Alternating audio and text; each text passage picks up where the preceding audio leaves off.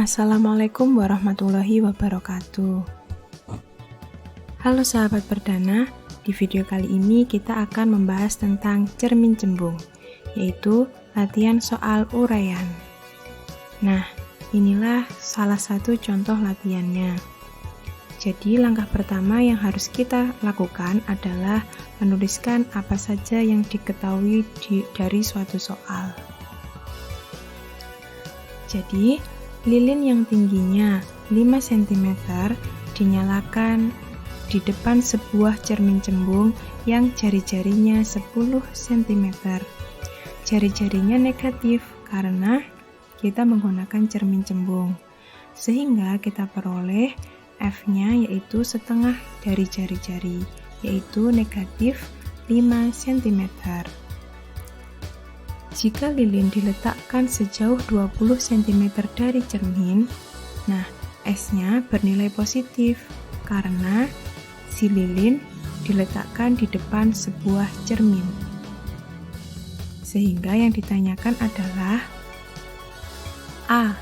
Letak bayangan lilin atau kita simbolkan S aksen. Yang B. Perbesaran bayangan atau kita simbolkan M. Yang C, tinggi bayangan lilin yang kita simbolkan H aksen. Yang D, sifat bayangan, dan yang terakhir adalah lukisan pembentukan bayangan oleh cermin.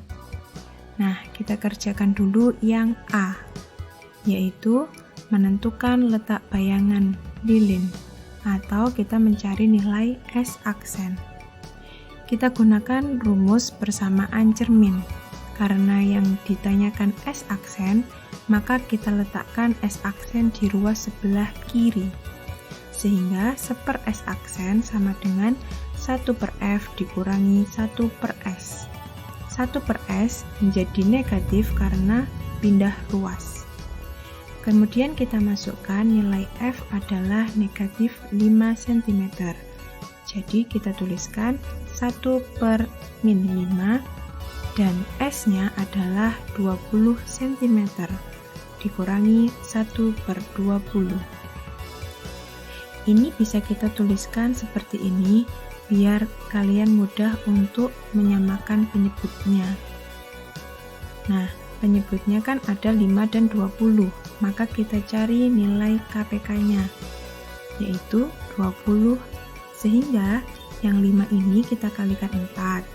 Kalau bawah kali 4, atasnya juga kita kalikan 4. Sehingga kita peroleh negatif 4 dibagi 20 dikurangi 1/20. Sehingga dapat kita peroleh negatif 5/20. Itu masih 1/S aksen. Nah, kita carinya kan S aksen, jadi kita balik. Jadilah negatif 20/5. Jadi nilai S aksen adalah negatif 4 cm.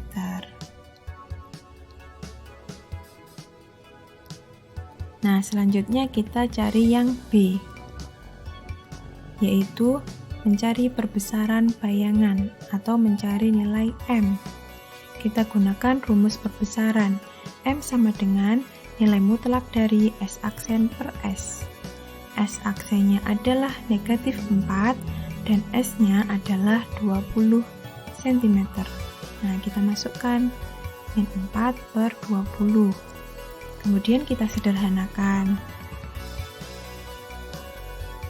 Jadilah dibagi 4 untuk masing-masingnya. Biar lebih sederhana, yaitu jadilah negatif 1/5. Karena ada harga mutlak, maka hasilnya selalu positif, yaitu 1/5 alias 0,2 kali. Jadi perbesaran bayangan diperoleh 0,2 kali. Selanjutnya yang C, kita mencari tinggi bayangan lilin atau mencari nilai H aksen. Kita dapat gunakan rumus dari perbesaran. M sama dengan H aksen per H. Kalau bingung untuk bagaimana mencari H aksen, kita dapat gunakan bantuan segitiga.